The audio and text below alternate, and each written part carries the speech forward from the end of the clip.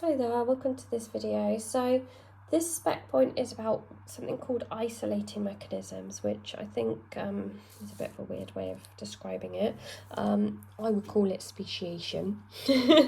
Basically, it means when the members of one species somehow, rather than all being able to survive together and breed together and reproduce together, somehow they get separated and they can't reproduce anymore.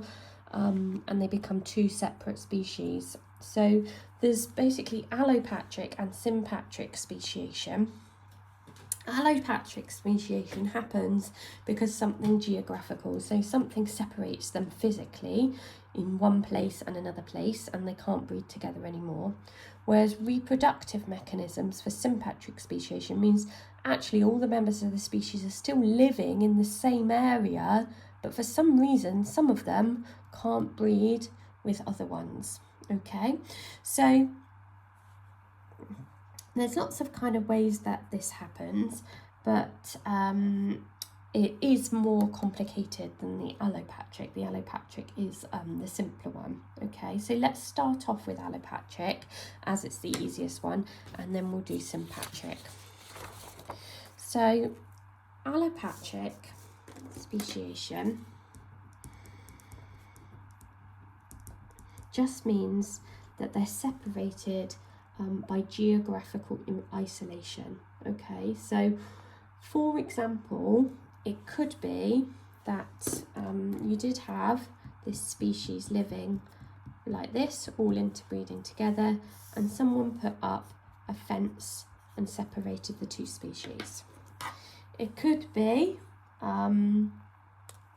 that a species were all living together like this, and then there was a volcano erupted, and then the ones on this side and the ones on this side could no longer reproduce with one another. Okay, it could be that the species were all living and interbreeding together, and then there was a flood, and these ones couldn't get to these ones, and therefore they couldn't interbreed anymore. Yeah, so somehow they have been separated physically. Okay, so they were one population, all interbreeding together, but some kind of physical barrier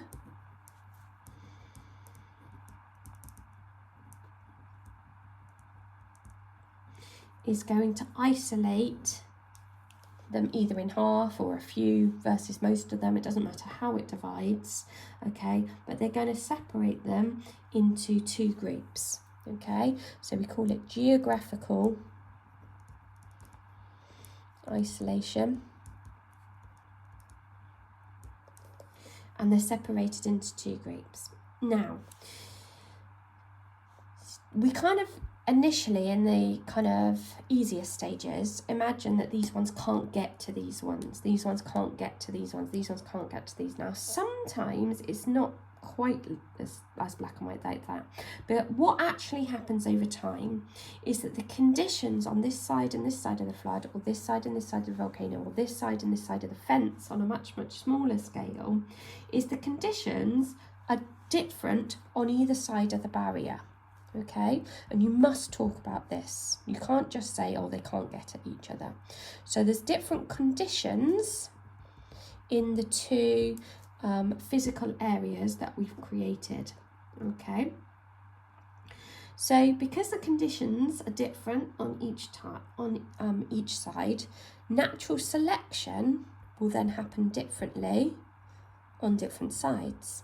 So different alleles will be selected for in the different selection pressures, whether it's just more shady and more sunny, or whether it's different pH on this side to that side, whatever it is. Okay, we've got different selection pressures, so different individuals will be selected for and survive. Okay, so different selection pressures. Selection pressure is the thing that makes some organisms more likely to survive than others. So the allele frequencies will change. So that's what natural selection does. So it changes the allele frequencies.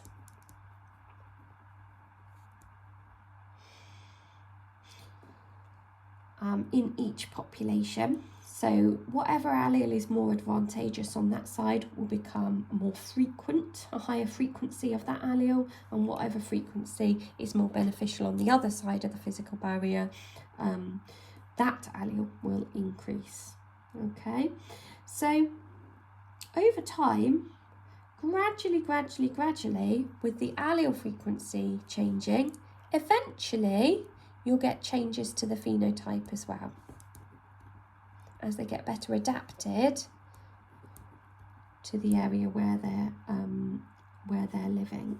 All right, and eventually they'll have changed so much that they can't interbreed anymore. So that eventually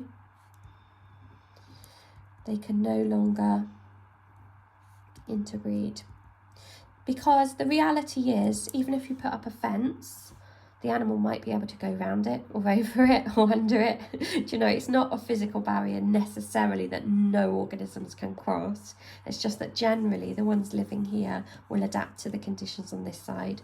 The ones living here will adapt to the conditions on that side. And it's this reason, it's the way they can no longer interbreed, which we call reproductive isolation. That is what makes them separate species.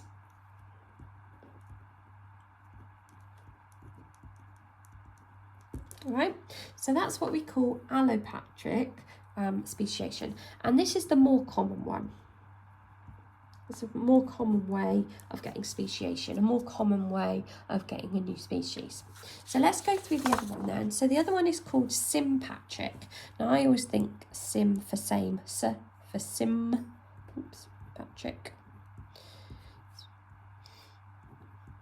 S for sympatric, S for same, because they're all living in the same place. It's not like they're living in different places like allopatric. They're living in the same place, but yet somehow the two groups become separate species. So the population does not have to be geographically isolated to become a new species in this one. And so all that's going to happen is that we're going to get some individuals in the population become isolated because of random mutations. Okay, it's not because they're in a different place and therefore they've got different selection pressures and different natural selection. Okay, it is simply just due to these random mutations. Okay, so it's just going to be caused by random mutations initially.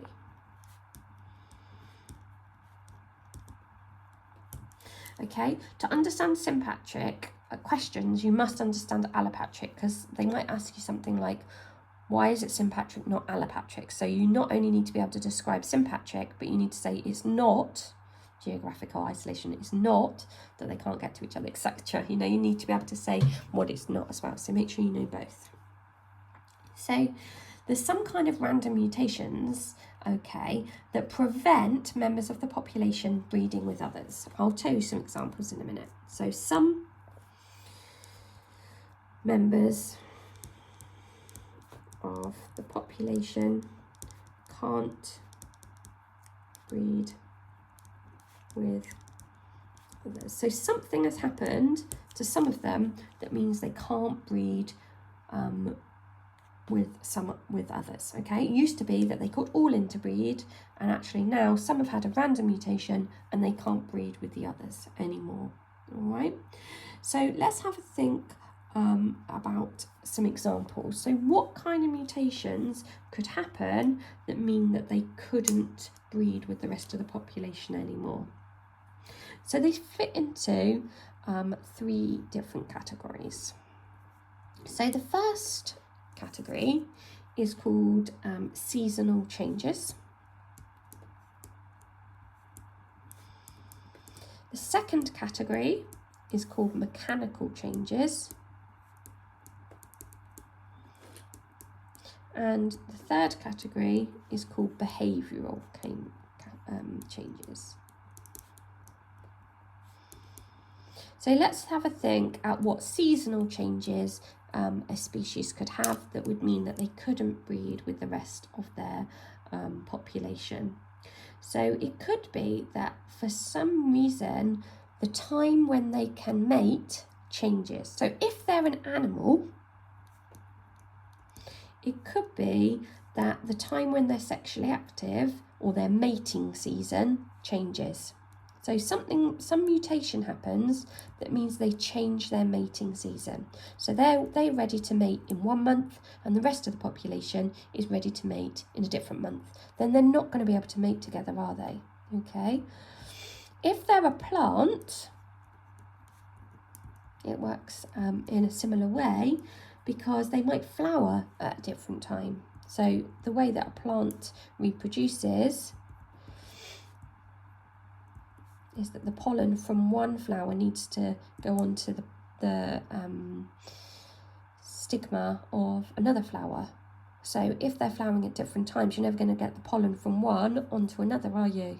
They're not going to be able to mate. They're going to be reproductively isolated, okay, just because they're trying to mate or flower at a different time, okay?